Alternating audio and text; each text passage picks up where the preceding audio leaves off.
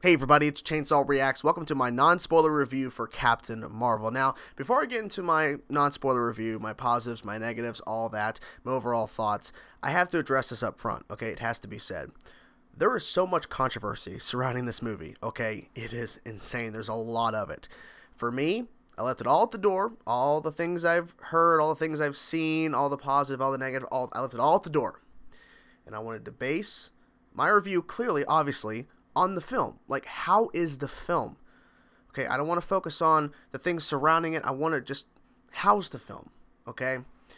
For me personally, no bullshit. I'm not going to lie to you, because trust me, I'm going to give my honest opinion. I'm not going to fucking lie to you. I overall enjoyed this film. Overall, really did enjoy this film. So there are some things that I wish they could have done differently or overall better. But for the most part, looking at everything this film has to offer, I enjoyed it. I really did. So, positives, negatives, all that kind of stuff. So let's go down the list here. I forget what order these images are in, but I think the first one is, okay, Brie Larson. So, there are some people who are coming out of this film going, they feel like she's miscast. For me, I don't agree with that, but hey, if you feel that way, that's completely fine. For me, I think overall, she did a pretty good job portraying this character. My one critique, and this is a little bit of a negative, is I feel like some of the lines were kind of iffy from her, but also sometimes the delivery of those lines were kind of iffy. Now, I'm not sure if that's in the editing where they used a take or did something to make it feel off. I'm not really sure. I think it's a mixture of some of it where the editing like is a little off in areas, and also her delivery sometimes could be better, or maybe that's because they chose a take that she did. Maybe that wasn't the best take, but they still used it. But also some of it is her actual performance, and I feel like it could have been a little bit better in areas. But overall, like, these are just little things that I noticed, but I think overall she did a great job with the action, some of the humor, and the portrayal of the character. I feel like she gave us Captain Marvel. There was just some small things that I think could have been improved on in terms of line delivery, and I think some of the lines could have been written better, but whatever. I think overall she did a pretty damn good job, and I think that they did a pretty good job casting her. I'm curious to see how they're going to handle her in Avengers Endgame, because they have confirmed she's in the movie, so I wonder how the Russos are going to handle her, and maybe we're going to be seeing a different approach on the character from the Russos. I'm not really sure, but I think for this film, for her origin, I think overall Brie Larson, in my personal opinion, did a pretty good job. So, there you go. Moving on. Okay, Star Force. I wasn't sure what's next. I thought it was Nick Fury. So, here's my thing. Star Force with this team, I liked them. I liked the characters. My issue, they were barely in the movie. Okay, they kept showing them in the TV spots, showed them a lot in the trailers, at least showed the cool action moments, or showing, you know, the cool montage of them walking in slow-mo, and it's a pretty cool shot in the movie, but the characters are barely in the movie, and I feel like they could have been used better and used more. And it seems that some scenes that we were seeing in trailers and stuff and behind the scenes stuff with these characters, I think, were cut, or it made it look like they were, you know, a bigger part. But oh shit. Oh my god, that's a failure. Anyways, we're gonna continue. I'm not gonna cut that. That was great. That was I kind of saw that. I'm like, oh, that phone's gonna fall, my old phone, and it fell. Anyways, Star Force could have been handled better. I think they could have had more screen time. Maybe they did, but I feel like they could have been handled better. But I like the character choices, and one of them, I forget the name, was in Guardians of the Galaxy, and he's who when it's Star-Lord. But they could have been handled better. I think that's an issue, because they showed him a lot in the marketing, and they're barely in it. Nick Fury. Look, Sam Jackson is the core to the MCU, and what I think is beautifully done, and I heard this in a couple of reviews on YouTube and read a couple of them as well, and obviously, thank God, none of them were spoilery or whatever, because it would have been annoying. But a lot of them were mentioning the CG for Nick Fury, and we saw him in the trailers and TV spots where the CG for him to de-age Samuel L. Jackson to becoming 90s Nick Fury, it's flawless. seriously, early on when he was finally introduced, like, well, not finally, but when he was introduced, and then we continue, it never once clicked.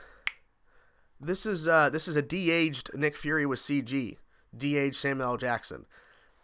It seamlessly worked, and I loved his relationship with Carol Danvers, with Captain Marvel, as the movie progresses.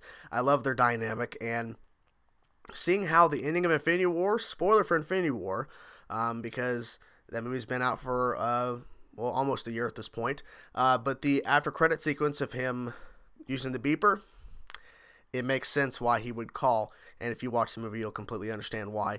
But I really loved his addition. I honestly feel if he wasn't in the movie, this would have been a drastically different film if he was not in it. And little shout out, Clark Gregg is in this movie as well as young Agent Coulson, and it was awesome to see him as well. But I feel like if Nick Fury wasn't in this movie, if they didn't go with the direction of having Samuel L. Jackson reprise his role as a younger Nick Fury before all the events of the Phase 1 and Iron Man, all that kind of stuff, this would have been a completely different film. So I'm glad he was in it, and he definitely was a highlight for sure. Last thing here I have, Skrulls. So they announced, I don't know how early on, I think it was 2017, I believe, or 2016. They announced, I think it was 2017 Comic-Con. I think that's when Kevin Feige officially announced Skrulls were going to be introduced in Captain Marvel. Now, I was surprised how they handled the Skrulls, but I like the design. Some people say Piccolo from the Dragon Ball Z or the Dragon Ball live action film. I think overall the design is pretty accurate from the comics. There are some obviously changes from the comics, and they adapted it to live action. Oh, sorry, I have a chest issue. It's medical stuff. Regardless, so I think the Skrulls overall were handled pretty well. I don't have this featured, but Goose the cat, adorable as fuck. Really enjoyed that cat. Some good comedic moments there. So I do briefly want to go back to Brie Larson. So what I think what really to me makes this film work is seeing her progression and finding out the truth about her past. And I'm not going to go into any spoilers about how they do it or whatever, but we've seen in the trailers that this is something they're going to be covering, where she learns there's more than just these flashes of things in her head. I think they handled it pretty well with it going back and forth between what's currently happening with her and then these moments where we're seeing her younger in life and piecing it all together. I think overall it works. I think that it honestly felt there was more that they probably shot for her, like for these flashes of memories or whatever, that they didn't use. I'm not really sure. Like I know specifically there's a shot they use in a TV spot that looks pretty cool.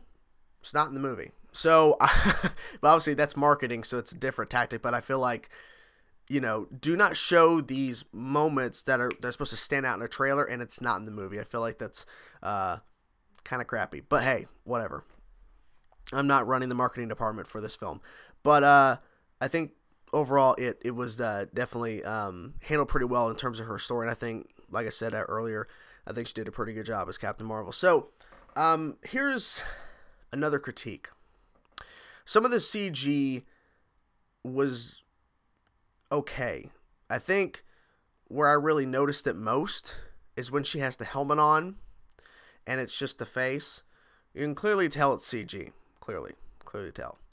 And here's the weird thing, though. The de-aging of Nick Fury, Samuel L. Jackson, and Clark Gregg as Agent Coulson worked like flawless, especially for Nick Fury, because he was, the majority of it was being used to him. I think Clark Gregg had moments where it was CG, and other moments where it was just really good makeup, because I feel like there was someone's like, I don't think that's CG, I think that's just makeup and making him look younger, and it works fine, whatever.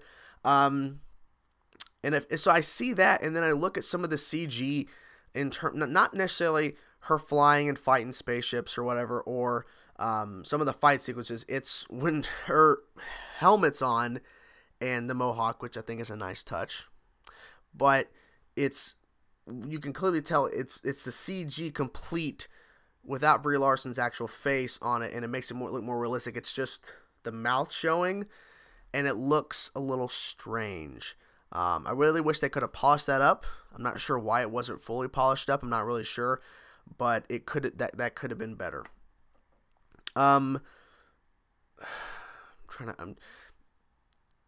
Her friendship that she had with another pilot. I forget her name.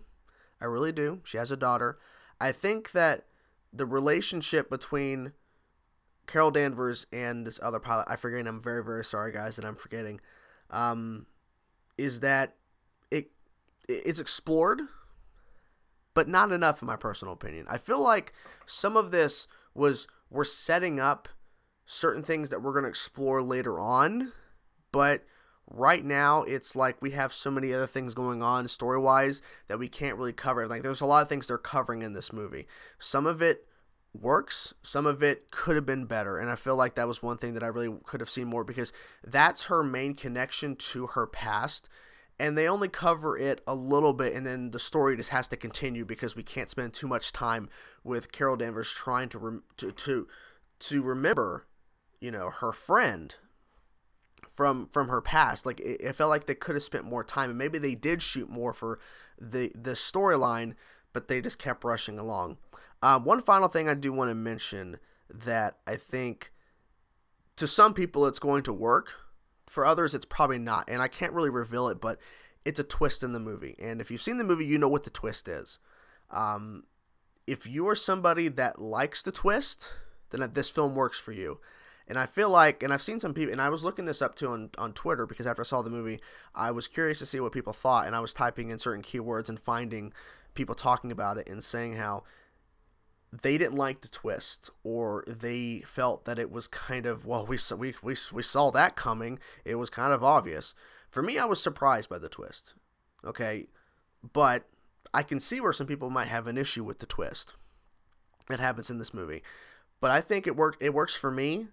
Most of the humor worked for the most part. Now, there were some jokes that didn't land, but the theater I was in pretty packed, and so I was kind of getting, you know, and I was seeing a bunch of variety of people there, kids, teens, adults, some older couples, and so I was like watching the film, obviously, but then when a joke would hit, I would listen around and see if it worked, and most of the jokes seemed to work with the audience that I was seeing it with. Some jokes clearly, didn't really work that well. I think overall the action's pretty solid.